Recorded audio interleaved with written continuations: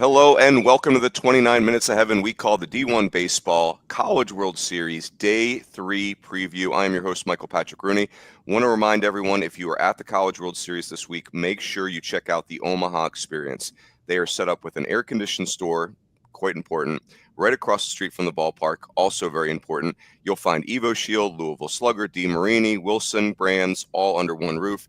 Limited edition gloves, gear, apparel, and more. It's available only during the Men's College World Series. Again, we've been saying it all week. This stuff is awesome over there. The village in general is super cool. Must do as part of your trip out here. And we are grateful for the folks at the Omaha Experience. It's totally awesome. Again, I've got the three musketeers here. I've got Fitty Barrels. I've got Big Tex. I've got Sauce Piece. That would be Aaron Fitt. That would be Kendall Rogers. That would be Joe Healy. Gentlemen, we are we're going to send a team home today, and that is it's getting real, boys. It's getting real. Let's talk about some results from yesterday, and then we'll get into our picks for today. UCLA 6, Murray State 4, and then LSU 4, Arkansas 1 were our results from day 2. Who wrote the day game? Was that you, Fitzy? Was that you, Joe? That would be me. Coach Healy, you want to talk us through UCLA and Murray State? Yeah, I would love to. Thank you for the opportunity, Rins. You're welcome. It was a game that, it's 6-4. That sounds close. It really wasn't to me. It felt like the deal. I've made this comparison before. It felt like kind of like a Three Stooges thing where like UCLA had its hand on Murray's forehead and Murray was just swinging like this. And like it felt close, but it really just never was.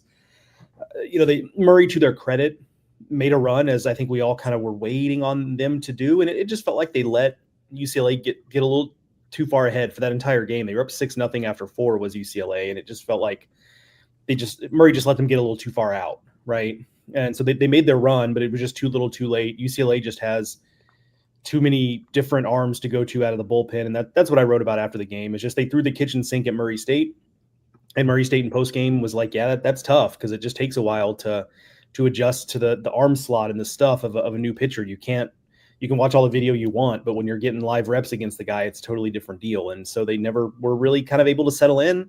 And that was enough for UCLA to get the win. One of the big plays that got focused on in post game was Rock Chalowski using, coming up and pushing a bunt to score a run. And John Savage, in a funny moment in post game, made it very clear that he did not call for that bunt. He wanted everyone to know that he did not call for Rock, or anyone in the dugout did not call for Rock Chalowski to bunt there. It actually seemed like, frankly, kind of frustrated that he did it. Like almost kind of like, hey, I'm saying this out loud because I want you, Rock Chalowski, to know that you should not do that again. But all's well that ends well. So, is what it is. But UCLA just kind of did what they do. I feel like they made it work offensively. They played team offense. That sounds like a cliche and boring, but that's kind of, I think, the way UCLA wins. I think one of the reasons why, to Fitzy's point he's been making the last few days, UCLA has been overlooked and maybe discounted. I'm guilty as anybody. And I think a large part of that is because they just make games kind of boring. And I mean that as a compliment. Like they just kind of salt games away in a way that makes games kind of just disappear before your eyes. And I think that's a skill. And so I give them a lot of credit. And I think it's funny because yesterday, I think some of us found ourselves watching some of these hard, 106-mile-an-hour rockets into the gap, just kind of balloon in the wind and get caught, and thought ourselves thinking that this series feels a little 2013-ish. There's only been, I think, 2 home runs so far through 4 games. Yeah. I'm fine with it, though, because we still have offense. And here's the thing is this UCLA team is not the kind of boring that the 2013 UCLA team was. And again, I mean that as a compliment also. That team was just clinically efficient, and it was a great team, but this team is so much more dynamic than that team. They really are. I mean, this team can offense. They can really offense. And I mean that, as a compliment, and not like a West Coast, they just like skill it up. Like they, it's not really that style offense. It's not anything like the 2013 style offense. It's guys, they hit some rockets that found grass yesterday, in that 4-run 4th inning, especially. Like it was great at bats, a lot of great at bats in the first half of that game, and great, I thought, aggressive and intelligent base running that played a huge role in the game. And just airtight defense like they have been doing all year. And so, and then mix and match on the mound. I mean, it's just, that's their formula. And, Murray State chipped away, but yeah, really impressed with UCLA yesterday. Just one more razor sharp game like they've been playing all postseason. Love it. Did you guys feel like, by the way, Mark S., I see you in the comments saying Mike is the type of guy to bunt Rock Chalowski. I don't know who that Mike guy is, but I don't want to be friends with him. Although I say that, I actually disagree with what I just said. I want everyone to bunt. The 2 bunts were keys in yesterday's 2 games, by the way. Yeah. I don't want to have a teammate that's not willing to bunt. By the way, I was going to mention real quick on, Joe talked about Savage, his comments in the post game. I hadn't walked over to the ballpark yet, but SportsCenter was interviewing John Savage. He actually apologized to UCLA fans for Rochalowski bunting there, because I just want to let everybody know that I did not bunt Rochalowski like on national television. So I thought that was great. Who's kidding who? I'd never have him bunt. Did you guys go ahead. Finish your thought. You go ahead, Runes. Did you guys feel like the field did? I feel like we over-index on the extreme park that the Chuck is. Like I catch myself doing that every year, trying to wean myself off of it. But it does feel like it affected Murray State a little bit. Like it felt like they got into some baseballs that had no reward. Am I overcooking that, or that's what you guys felt too? I think it's a factor. I mean, Bradley Smart, sitting next to me in the press box, downloaded the TrackMan data from after the game, and they hit 12 balls that would be considered hard hit, nearing 100 miles an hour yesterday. And that's, I don't know what, roughly a third or 25% of their at bats, they hit the ball hard and got very little to show for it. So yeah, I do think it was a factor. I don't think it was the only factor, but I think it did play a little bit of a role. Yeah, and I'll add this just to amend something I said earlier. I thought UCLA was razor sharp for the first half of that game, not as sharp in the second half of that game, but we're still able to win. And so I think that's also a good sign. Yep. Kendall, I'm going to have you take the second game I just want to say one thing. It's, coaching can be a funny business. And, I think it was very fair to question whether John Savage had lost his fastball here over the last couple of years. UCLA's been down. I mean, they just have been down. There's no way around that. But I think this UCLA team, Fitzy, you alluded to it, they are very well managed. Like this is, they have athletes. They have real athletes that any team in the field would want. And John Savage really has feel for his pitching staff and when to get guys in and out. I don't think it's easy to run 5 pitchers through a baseball game, because there's a lot of tripwires there. You get the wrong guy at the wrong time and you've just exploded the game. I just think he's got elite feel for that with this particular pitching staff in general. So go ahead, Kendall. You want to take us to LSU and Arkansas? Yeah, sure. I mean, this was kind of the marquee matchup, right? This is the main event. And interestingly enough, I felt like even though there was a lot of buzz pregame for this game, I felt like after about the first 3 innings, it didn't seem that rowdy. And I think a lot of it was because of just the way, Cade Anderson pitched for LSU, and obviously Gabe Gackle out of the bullpen pitched remarkably well for Arkansas. But I think the story of this game is just, we talked so much about Arkansas's offense, Arkansas's balance offensively coming into this game. And Cade Anderson just never let them get it in any sort of groove. He had really good stuff throughout the night. I mean, it was 93, 95 with the fastball, 2 different shapes on his breaking ball. The curveball, especially, I thought, was special last night. I mean, that thing had spin rates up to 3,300 at one point. Nate Yeske was talking to him after the game, and he was saying that, they started going to the slider a little bit more in the middle innings. He had the changeup work in. And so, I was looking last night at my scorebook while I was writing the game story, and, I don't think I realized until I looked at that Arkansas did not get a runner to third base. A runner did not touch third base except for Reese Robinette's home run. That was the only time in the game that someone touched third base against Cade Anderson. To do that against Arkansas's lineup is pretty special. So that was the story of the game.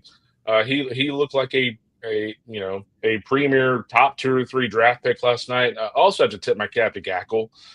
He came in a tough position. He had to give Arkansas a chance to win, and he did that. I mean, it was 10 strikeouts. Again, electric stuff, especially the slider for him, the fastball with the 97 as usual. But tip of the cap to him as well. Some really, really good pitching last night outside of Zach Root's, 38 pitch performance. DVH after the game last night. One of the Arkansas writers asked him, like, hey, why the quick hook? And, with Ethan Fry coming up, I think Fry was hitting about 380, 390 against left-handed pitchers. He just didn't like him in that position. He thought that LSU had a chance to kind of break that game open, and he felt like going to Gackle there gave them a chance to win. And in hindsight, I think we were discussing in the press box, and I kind of thought that they may have had a quick hook. But after listening to his explanation, I'm like, okay, that makes a lot of sense. Because if Fry hits a gapper there against Kate Anderson, I mean, that game's over at that point, probably, if it's 5-1 or whatever, or excuse me, at that point it'd be 5-0. I mean, that game is very much close to over at this ballpark. Yeah, I just thought it was an absolute treat to watch. The kind of elite pitchers, guys with top shelf stuff and outstanding command just go at it. And you're right, they kind of just lulled you into the rhythm of the game there for a while. I mean, there wasn't a lot of action per se. It was just a lot of guys executing great pitches. I mean, Gackle and Anderson both are like real 4-pitch guys. Now for Gackle, it's mostly slider yesterday, but I mean, like, you'll snap off that big curve ball or like pull a string on one for a strikeout. I think at one point in the game, I mean, like you saw flashes of all 4. And Anderson, boy, I mean, mix in that big power curveball and then the tighter slider and just like it seems like he just keeps you off balance with 2 pitches that almost blend together in their velocity but still have such different shape and action to them. And I just think that's cool. But everything's just power. It's just like ripping off power breaking balls. And again, for someone who loves pitching, I just thought it was a lot of fun to watch those guys do their thing. Amen. Boys, let's do the by the way, LSU punches out 16 times and wins the game. Yeah. That's the power of pitching. Yeah, that's the other thing I was going to point out real quick. I do think for LSU, one game is one game, and we kind of talked about this the other day, but, Jay Johnson made it abundantly clear he thinks he's probably going to have to win a 2 out of 3 series against Arkansas. They've won one of those games. But I do think as we look at the rest of this tournament, Jared Jones is going to have to get it right. I mean, last night, 0 for 5 with 5 strikeouts. If you're LSU, you cannot go in every game hoping to win, 4-1 or 3-2 or things like that. They've got to get a guy like him going here. Fitzy, any truth to the rumor that you'll be watching golf videos with Jared Jones today, try and fix his swing, maybe more impressing of the golf ball? Our friend Moonshine in the comments asked what happened to Bryson at Oakmont. Bryson missed the cut. Jared Jones, who's built like Bryson, went 0 for 5 with a platinum sombrero. I mean, maybe there's something going on with the big guys right now. Kendall, how are you feeling, Kendall? You holding up okay?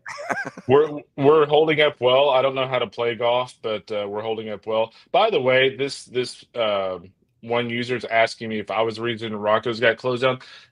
Hey, I'm not going to lecture people, but some of the stories I've heard from why Rocco's got shut down. Come on, people. Like, let's get it together here. Come on. I have no idea what you're talking about, and I really don't care. But I'm. I think it involves doing something extremely inappropriate on top of the bar. Oh my Lord. Oh boy. Watch your lips. Hey, let's talk about day 3, people. We will start with Louisville versus Arizona. It sounds like Ethan Eberle, the freshman lefty, will start for Louisville, and Smith Bailey, the freshman righty, will start for Arizona. Now, those are 2 very talented freshmen that had big years. Who wants to give us some keys for Louisville?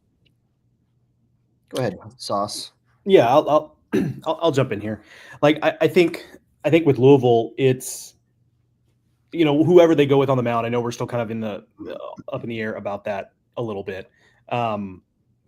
They're going to have to survive. I imagine a little bit of a barrage from Arizona's offense. It didn't necessarily get on track in game 1 for Arizona, but it's a really dangerous lineup. And Louisville's ready for a scrap. Like their position player group is better than Arizona's, I would say, but they've got to be ready to be in that scrap, because I do think Arizona is going to have a little something for them offensively in this game. And Smith Bailey on the mound for Arizona, I think is going to be the type of guy that's going to be willing to wear it a little bit. We saw that against North Carolina. So on the Louisville side, I think it's going to have, whoever it is going to have to get them some length, because I just don't think, I know the Louisville bullpen has been better of late, but man, that just feels like an uncomfortable situation if you're A, in a scrap, and then B, having to turn to your bullpen a little bit earlier than you would ultimately like to. So getting some length here feels really important for Louisville. Yeah, love it. Fitzy, you want to take Arizona? Yeah. I think we're just talking about keys, right, Coach? That's the question mark here? Yes. Yep. I'd like to see Brandon Summerhill get going. And, they've been able to kind of win without him really going for a while. I mean, it's, I think since May 15th, which is a month ago. Of according to our guy, Pat, hashtag PatStat, he's got it like 721 OPS, which is the lowest among the Wildcats regulars. That's kind of jarring, and yesterday he had I guess it was Friday, he had a chance, a big at bat, and grounded into a double play to end the game. Do I remember that right? It feels like 100 years ago. But I mean, like, it's, they need more out of him. That's a star. It's an impact, first round type of bat. And Mason White's red hot. He's got 8 homers in the last 11 games with a 1769 OPS, and Tommy Splain, the 8-hole, is red hot. Thanks to Pat James for all these numbers. But if they can get Summerhill going, I just think it makes them just that much more dangerous, because those guys at the top, Summerhill, White, and Walton, it feels like those are the guys that really scare you in that lineup.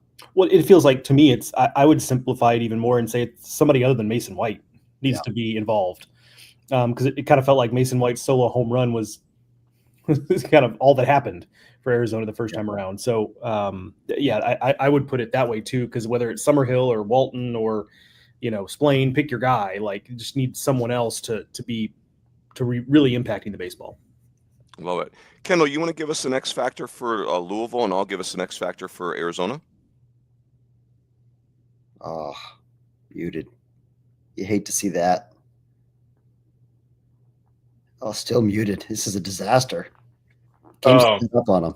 Runes, do you care if I take Arizona? I was actually digging into some of Smith Bailey's stats. Yeah, do Arizona. Here. Go for it. All right. He is my X factor. I picked him, or I wanted to take Arizona because I've seen him pitch twice this year. He's been incredibly impressive both times I saw him pitch. I love his moxie on the mound. If you look at his last 4 starts, guys, it's 24 and a third innings, and he's allowed 5 runs. That's pretty impressive for a freshman. So I like his ability to give them some length. Fastball up to 95. 35% whiff rate on the slider. I think he matches up well with his team. So I think Smith Bailey, for me, is the X factor. I think he can give them some length today. I'd say for Louisville, the X factor is their offense has got to, like, they've pitched their way through the postseason, and that's not really their team strength. It's just been their team strength lately. So it feels like the Louisville offense has got to arrive, right? I know Eddie King had a rough night the other night, and postseason Eddie's been brilliant for them. But I would say for Louisville, the best version of them is a very dynamic, high-pressure offense. I know it's hard to do this time of year because the teams you're playing are awesome, right? It's like they're not going to just crack under pressure. I would imagine Louisville will want to run today, and running against Adonis Guzman that's not a layup. Now, I would say running against a freshman, Smith Bailey, that does resonate with me. But you got to get to first base too. So I'm really interested to see what we get from the Louisville offense today, because it's a group I really love. But they've been fine. They've been perfectly cromulent. Fitzy, I think, is how I describe the Louisville offense in the postseason. I'm just sad that we have to say goodbye to one of these teams. It's always my least favorite day is when we start sending teams home. I don't want to send anybody home. I'm like the anti-Kendall. I love every team. Yes, you are the Switzerland, Fitzy. I like it. Let's keep everybody here. All right, boys, let's talk about Coastal and Oregon. Oh, no, let's do our picks first. Yeah. Kendall, why don't you go first? Who would you like to select here? I'll go with Arizona. I think this will be a close game. Both these teams are really good. But, again, I've liked what I've seen from Bailey the 2 times out. He's hard-nosed. I think he's ready for this situation. And so, yeah, I like Arizona. And a close one. Fitzy? Kendall and I have been aligned, and that makes me uncomfortable. I'm 3-1 right now, so you might want to align with me a little more. Well, I'm 4-0, so maybe you should align with me a little more. Whoa. I know. I'm not the one who turned my back on Arkansas like you did your own team that you picked. When did Fitzy's the Coastal Carolina of this. I make a lot of picks. All right. Fitz made 4 national championship picks in the last month, so got to bear with him. About right. Including Virginia, let's not forget. Yeah. I did. Well, let's not talk about who I picked to win it before the season. I'm going to go Arizona. And again, it feels like a coin toss game to me, but I just I'm with you on Smith Bailey, and I think we're going to see a much better version of Arizona than we saw the other day. I mean, both teams really can play a lot better than they played the other day, but I'm going to go Arizona. Joseph? Up until this precise moment, I thought I was going to pick Arizona. I'm going to go Louisville. Just call that a hunch. I'm going to go with Louisville. There's something about that. This is going to be just a totally vibes-based thing, but there's just something telling me that this team's just not quite done. So gonna go Louisville. Love it. I'm going to pick Louisville because, as you guys know, if I'm here for the ACC network right now, and I'm not going to be the Nike employee that walks into the office wearing Reeboks. Now, I could wear Converse. Let's clean that up. As it turns out. As it turns out, I could wear Converse into my Nike office, but I will not be wearing Reeboks or Asics or Kangaroos, Fitzy. I will be a company guy. So give me the cards. Give me the cards. Kangaroo reference. Wow. Yeah, that's what the Notre Dame Fighting Irish wore my freshman year. It was an abject disaster. Let's call it what it was. Those are bad shoes. There's a reason why Kangaroo is no longer in the athletic cleat business, or at least not to my knowledge. Sorry to all the Kangaroo employees that are listening. Is that even still a company? Can somebody Google that for us? I'm on it. Thank you. Let's do game 2. We have Coastal Carolina versus Oregon State. We believe it will be Jacob Morrison versus Ethan Kleinschmidt.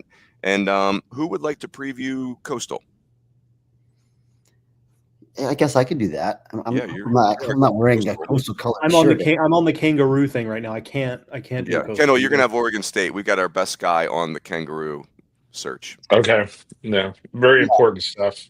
It's funny. It's getting to a point where Coastal it's starting to become boring in the best ways, in the most complimentary ways. Yeah. It's like, ho hum, they're going to show up and pitch the hell out of it and play great defense and score enough runs to win like they have for the last 24 games in a row. I don't even know what else to say about Coastal right now. They show up every time.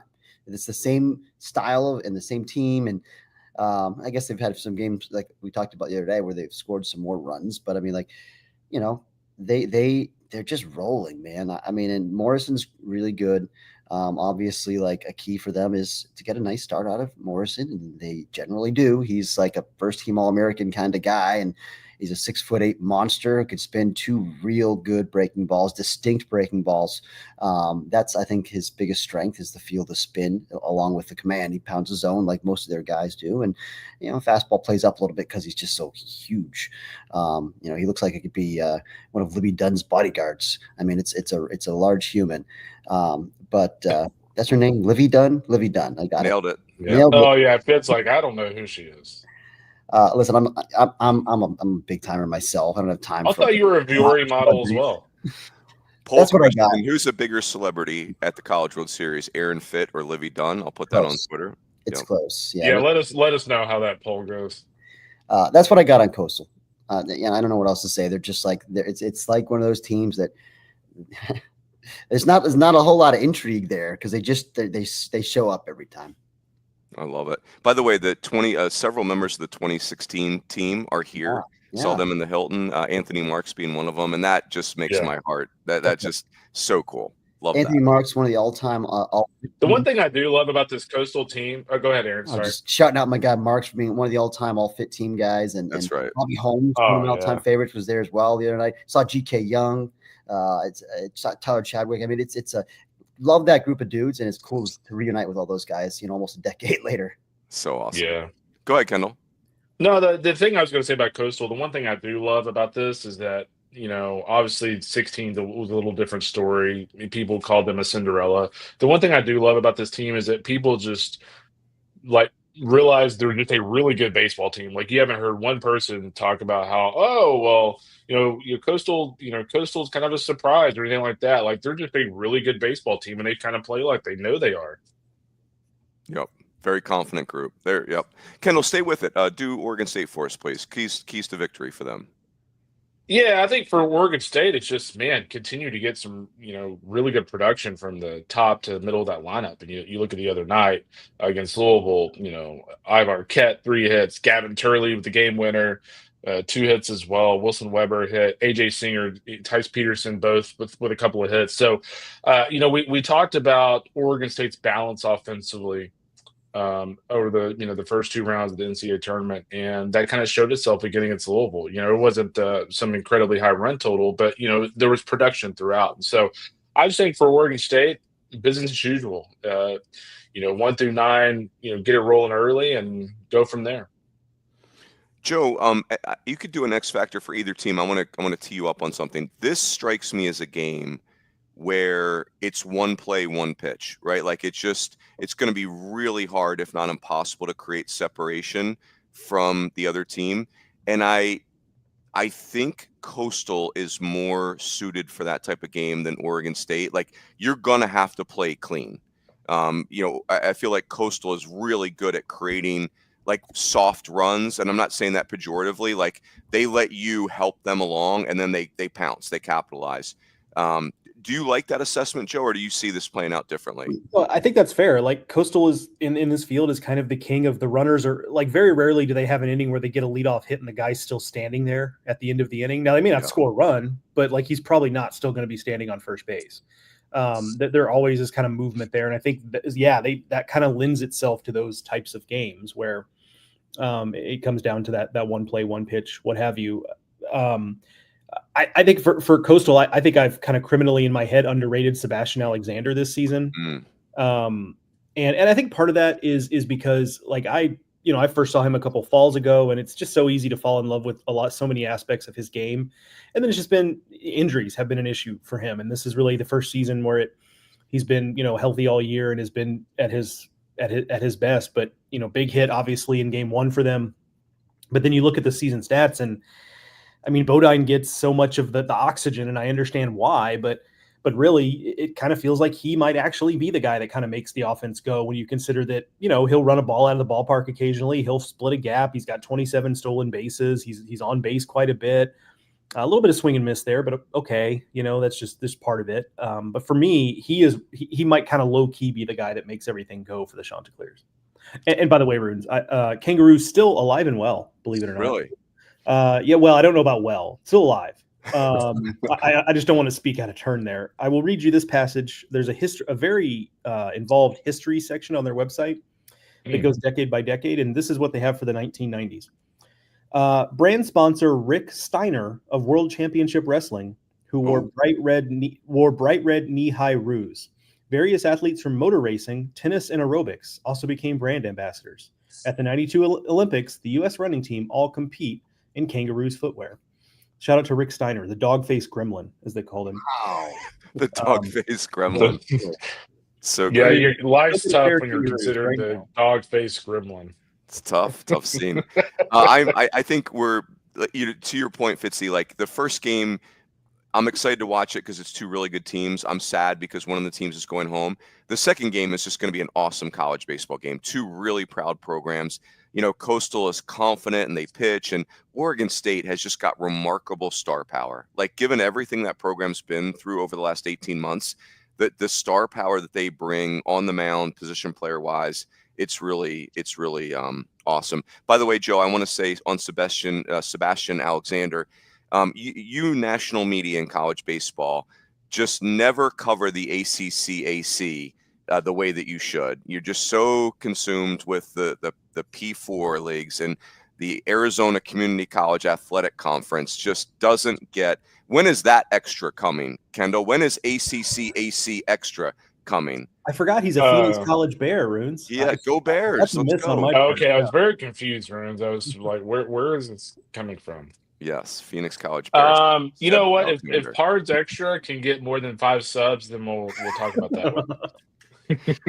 Oh gosh, wait till wait till Bradley Smart and I secede the union. Pards Extra. The esteemed Freddie Hilliard. I told him last night that maybe we need to do Malvern Prep Extra. Let's go. We might actually get some subscribers for that one. That's right. Stay tuned for the extra Civil War in college baseball. It's coming. Let's make some picks, boys. Fitzy, who do you like in this game? Another one that really feels like a coin toss. Very high on both of these teams. Both feel like championship caliber clubs. I'm just going to ride the wave with Coastal, I think. Just Morrison and their bullpen is really fresh and ready to go and outstanding. And I just think their pitching continues to be an edge. Joseph. Yeah, going with Coastal. I just, I think someone said it earlier, maybe it was Aaron, that just kind of like as the postseason has gone on, my thinking has shifted from, Coastal could really give Auburn some trouble in that super regional, right? If they match up to like, actually in hindsight, maybe Coastal was just a better team, to now they're in Omaha and it's like they could make some noise here, to now being like, they could win this thing, right? I mean, it doesn't mean it's going to be easy, but like just the way their pitching sets up, the way their offense moves, all those things combined, maybe I'm just, maybe it's just a prisoner of the moment thing. I don't know, but that's kind of how I feel about it. So going with Coastal in this one. Kendall. Yeah, I'm going to go with Oregon State. And according to Pat said, they are starting Ethan Kleinschmidt. And if you look at his last 3 starts, he's allowed 4 runs in 19 2/3 innings.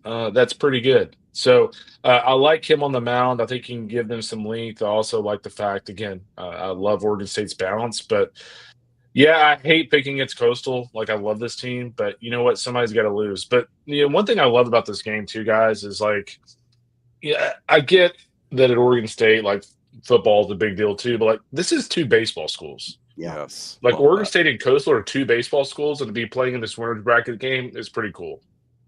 Amen. That's well said. I'm going to pick Coastal just because I feel like the park is Oregon State's got real power. They came in among the leaders in home runs in the NCAA tournament, and the Chuck is just not yielding slug right now. Now that could change. It could change any day, but I love both teams. I just think the way the games are playing out, the way the Chuck is playing, favors Coastal, and I need a tiebreaker, so I'm using that as my tiebreaker for Coastal. That's it, boys. Well done. Everybody enjoy day 3. We want to say thank you again to our friends at the Omaha Experience. If you are here in Omaha, check them out over in the Village, and enjoy another doubleheader of elite college baseball. That's it. Happy Sunday. Happy Father's Day, Happy everybody. Father's Day, yeah. That's right. And we'll catch you next time on the D1 Baseball Podcast.